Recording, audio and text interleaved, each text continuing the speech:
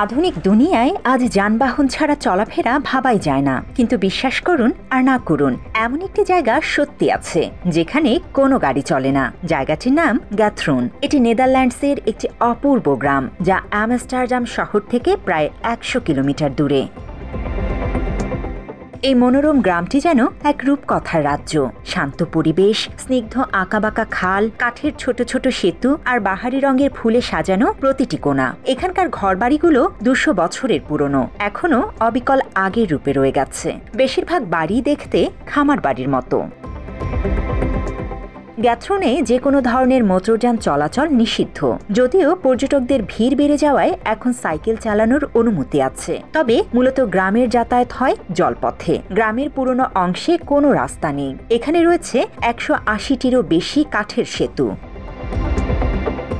এই গ্রামে আসা পর্যটকদের আকর্ষণের কেন্দ্রবিন্দু হল এখানকার নৌকাগুলো। ডোঙা বা ছোট ইলেকট্রিক নৌকা ভাড়া নিয়ে জলপথে ঘুরে বেড়ানোই মূল বিনোদন। আরামদায়ক আসনের জন্য এসব নৌকা বিশেষভাবে জনপ্রিয়।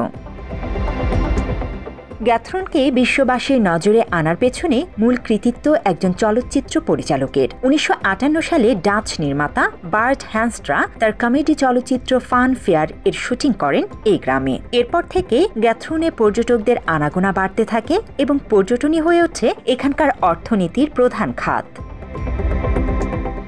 এখনকার বাজার, পণ্য পরিবহন, এমনকি রেস্তোরাঁর খাবার ডেলিভারিও হয় নৌকায়। গ্যাথরুন অন্য যে কোনো জায়গা থেকে আলাদা ৩টি কারণে। প্রথমত, এখানে সবকিছুই ছোট আকারের, বাড়িঘর, খাল, নৌকা, এমনকি সুপারমার্কেটও। দ্বিতীয়ত, ১৮০টি সেতুই কাঠের তৈরি। তৃতীয়ত, দেশের কেন্দ্রস্থলে অবস্থিত হওয়ায় বিশ্বের যে কোনো স্থান থেকে আসা বেশ সহজ। গ্রামটি শুরু হয়েছিল ১২৩০ সালের দিকে। ভূমধ্য সাগরীয় অঞ্চল থেকে পালিয়ে আসা কিছু লোক এখানে বসতি গড়ে তোলে। তারা পিট খনিজ উত্তোলনের জন্য খাল খনন করে এবং ধীরে ধীরে গড়ে ওঠে জলপথে সাজানো এক স্বতন্ত্র গ্রাম।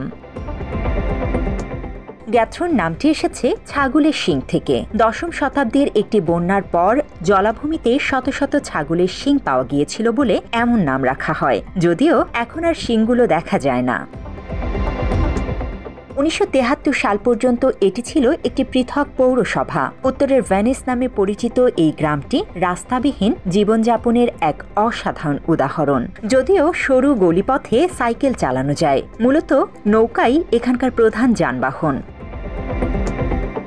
গ্রামটি সমুদ্রপৃষ্ঠ থেকে নিচু স্থানে অবস্থিত এবং নরম মাটির কারণে সেখানে রাস্তা নির্মাণ প্রায় অসম্ভব। তাই নৌকাই এখানকার মূল পরিবহন মাধ্যম। এখানকার স্থানীয় নৌকাগুলোকে বলে প্যান্টারস। এসব নৌকা মালামাল পরিবহন এবং দৈনন্দিন যাতায়াতে ব্যবহৃত হয়। জলপথের গ্রামে বড় হওয়ার কারণে এখানকার শিশুরা অনেক ছোট বয়সেই নৌকা চালাতে শিখে ফেলে। বলতে গেলে হাঁটার আগেই। গ্যাথরুনে রয়েছে প্রায় ৪ মাইল লম্বা খাল, যার উপর রয়েছে অসংখ্য কাঠের ব্রিজ।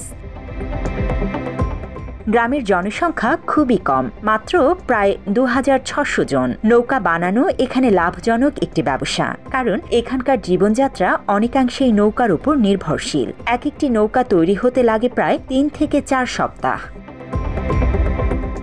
এখানে রয়েছে কিছু দারুণ রেস্তোরাঁ, যাদের মধ্যে বেশিরভাগের প্যানকেক ভীষণ জনপ্রিয়। সবচেয়ে ব্যবহৃত নৌকার একটি হল হুইস্পার বোট, যেটি ইঞ্জিনবিহীন, শব্দহীন হওয়ায় পরিবেশ শান্ত রাখে এবং দূষণও কমায়।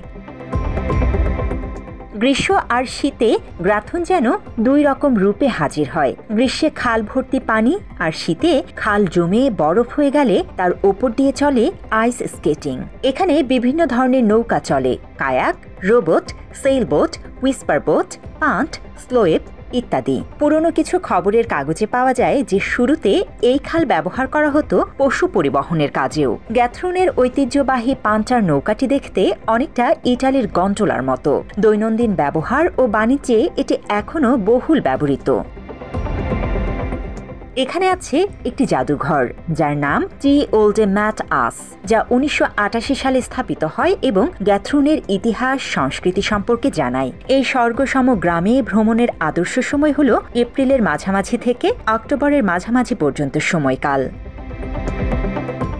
Desk report, Bangla addition.